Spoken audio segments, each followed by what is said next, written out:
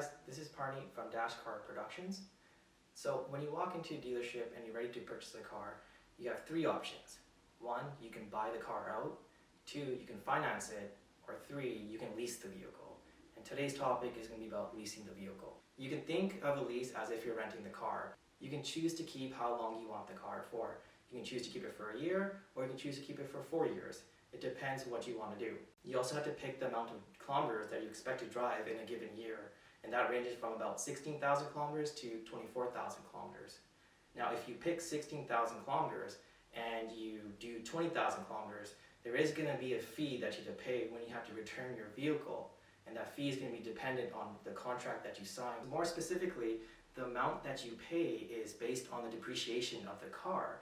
So if you decide to lease the car or rent the car for 1 year, you're paying the depreciation of that car. The WRX and STI are one of the best cars you can lease. It's because they hold their value for a very, very long time. When I was shopping for a new car, I was also looking at the Civic Si, and I wanted to lease a car for 3 years. When I calculated the payments, the Civic Si actually cost a lot more than the WRX over a 3-year span, even though the Si was a bit cheaper in price as well. And the reason for that is, in 3 years, the SI is going to be worth less than the WRX, which leads to one of the reasons why I bought the WRX. For me, my plan was to buy the vehicle. I do want to keep the WRX. I absolutely love it.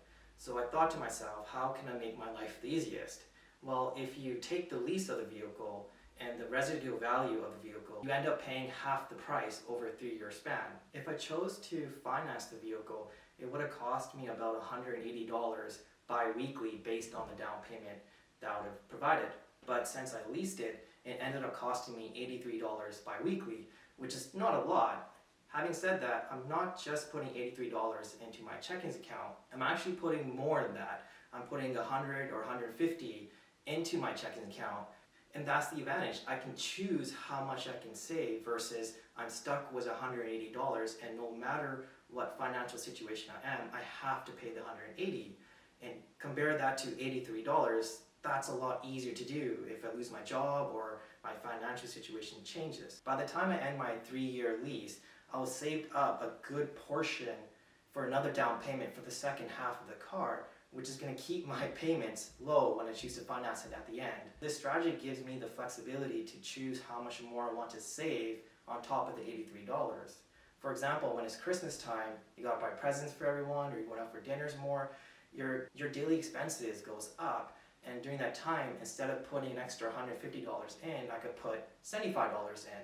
And then when there's slower months, like in February or March, I can ramp up my savings as well. If you plan to buy the car, use the strategy, lease the vehicle, and put more money than your bi-weekly or monthly payment.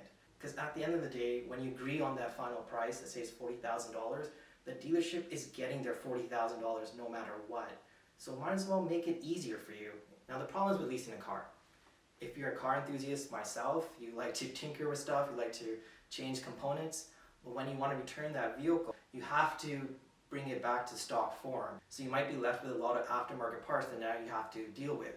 So it could be a hassle for some people. But what I learned last week is you can't cancel your insurance, and that's not something I never wanted to do or expected to do. The way the world is right now, I'm working from home. I just don't need to drive my car. Now the reason for that is Subaru still owns the car, and they want to make sure that car is protected and they can get their money back if something happens. So I live in Vancouver, British Columbia, and in British Columbia we have ICBC. So everyone has to get their basic insurance from ICBC.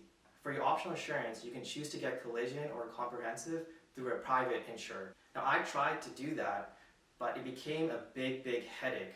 The reason being is I need to get permission from Subaru that says I'm allowed to change my insurance from ICBC to private. That became a big nightmare. My car was sitting for 7 days, and I just said forget it. I'll just put the whole ICBC insurance on it. That's something you guys should just be aware of as well. Do I recommend getting a lease car? Absolutely. It's not just for businesses. If you can use it to your advantage, it makes complete sense, especially if you want to buy the vehicle in the end. There's also an off chance that you might make money at the end of the lease and you choose to buy the car. Then the car might be worth more than what the dealership wants you to pay for it. So for example, when my lease term is finished, my WRX is worth about $19,000. So if I choose to buy the car, I give them $19,000. But depending on the kilometers on my car, I can sell it for $22,000 or $23,000. So it could make money off it on the back end of the car. Alright guys, so that's my video on getting a lease car. If you like my video, please hit the like button and the subscribe button, and we catch you guys on the next one. See ya.